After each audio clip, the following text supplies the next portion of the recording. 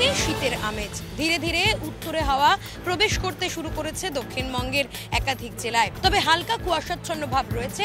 বেলার দিকে কুয়াশা কেটে যাবে বলে জানিয়েছে আলিপুর আবহাওয়া দপ্তর। সারা দিন তাপমাত্রা মোটামুটি ভাবে নিম্নমুখী থাকবে, তবে সন্ধ্যের পর তাপমাত্রার পারদ কলকাতা সহ দক্ষিণবঙ্গের একাধিক জেলায় আরো 2 থেকে 3 ডিগ্রি পর্যন্ত কমতে পারে। তবে জাঁকিয়ে শীত কবে পড়বে দক্ষিণবঙ্গে, এটাই মূলত বঙ্গবাসীর প্রশ্ন। হাওয়া অফিস সূত্রে খবর, ডিসেম্বরের শেষ দিকে এবং জানুয়ারির শুরুর দিকে অর্থাৎ এই মাঝামাঝি সময়ে কিন্তু দক্ষিণবঙ্গে জাঁকিয়ে শীত পড়ার সম্ভাবনা রয়েছে।